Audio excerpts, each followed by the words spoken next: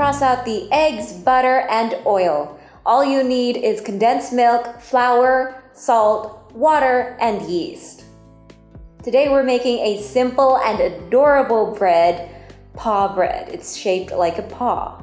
What's not to love? It's easy, it's convenient, and it's so cute. As mentioned, the star ingredient is condensed milk. It's only one ingredient, but it makes up for the lack of other ingredients. And that's because condensed milk actually contains quite a lot.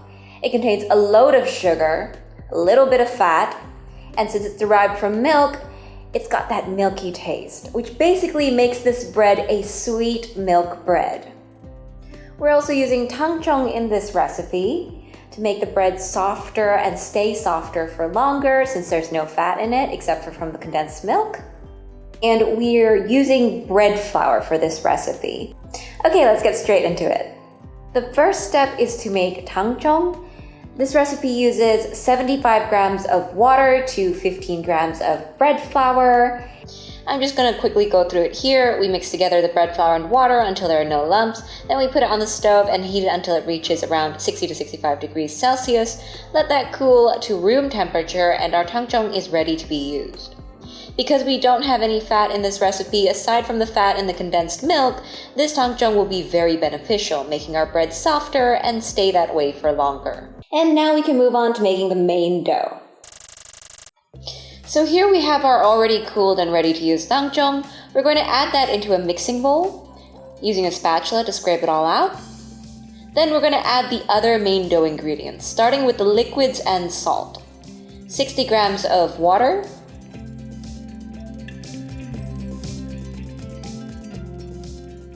90 grams of condensed milk,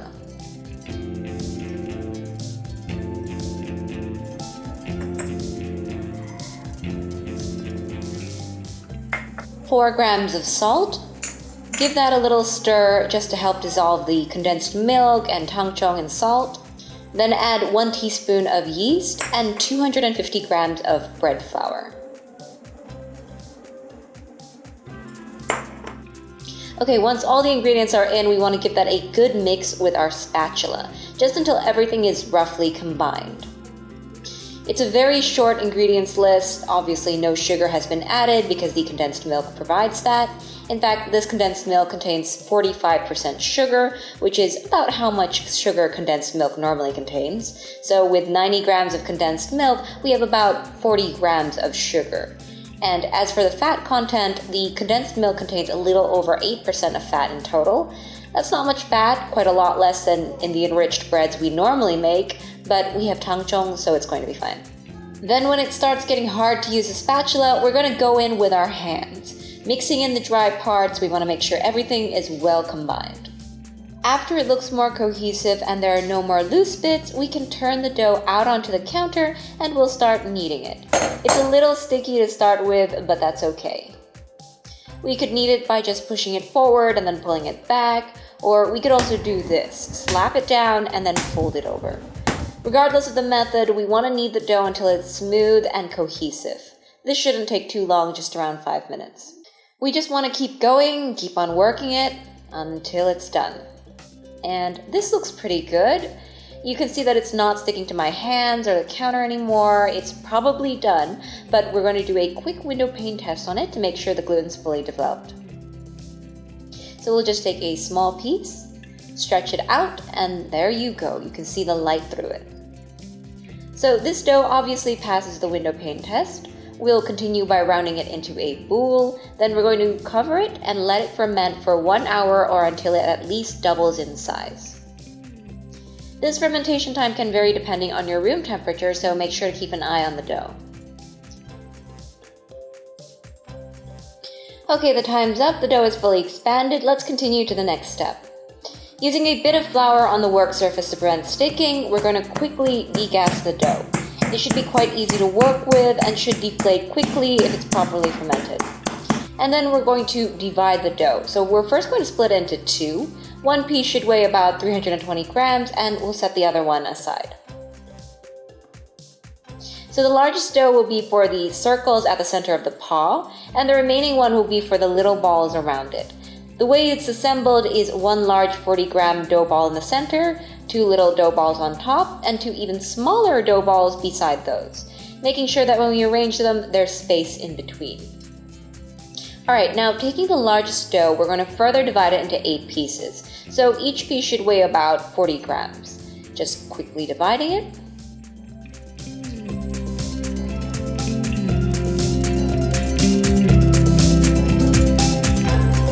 And making sure to get it even with the scale. Then we'll take a piece and turn it into a small dough ball, just pulling in the edges like so, and rounding with our palms. We want to put it immediately onto a baking tray lined with a silicone mat. And repeat for the rest of the divided dough.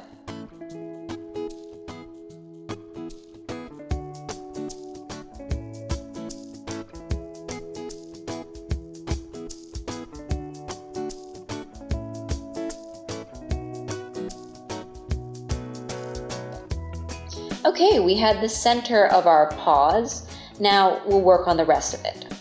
Take the other dough and divide it into 2 pieces, one weighing around 80 grams and the other weighing about 68 grams. Then we want to further divide both of these doughs into 16 pieces each.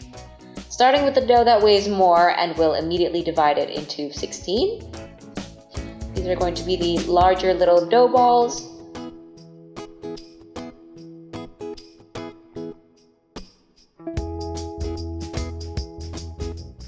And after that, we want to round them like this. Using a bit of flour when needed, take a piece, fold in the edges, and use your thumb and palm to make it round and spherical. There you go. Now we put it according to the arrangements I mentioned earlier, so above the paws center on the baking tray. And we want to repeat these steps for the remaining pieces, 2 on top for each large dough ball. Okay, now that we're done with this dough, it's time to work on the next one. It's basically the same process, just that the dough is smaller. So really the same thing over, dividing all the dough into little pieces, making sure that they're all equal and even. Continuing by rounding one into a small ball, then immediately placing it into position on the baking pan.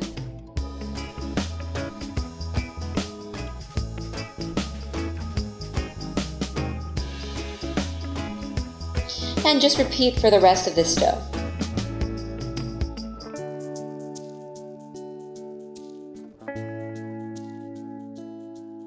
Okay, it's the end of this whole process. We have 8 fully completed paws, and we're going to let them proof in the oven. Let them proof for 1 hour or until they almost double in size. About 20 minutes before they finish proofing, we're going to start preheating the oven to 180 degrees Celsius. Okay, the paws are done proofing, which is a sentence I never thought I'd say, but anyways, we're now going to glaze them first before we bake them. Using a mixture of condensed milk and water, we're just going to brush the top of the dough.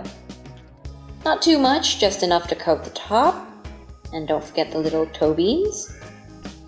And once they're all brushed with the glazing, we'll send them straight into our preheated oven at 180 degrees Celsius, top and bottom heat for 20 to 25 minutes or until golden brown. And they're done! This bread is quite sweet. It's also very soft, despite having been made with very little fat and no eggs. And that's it for this video. Thanks for watching, and bye!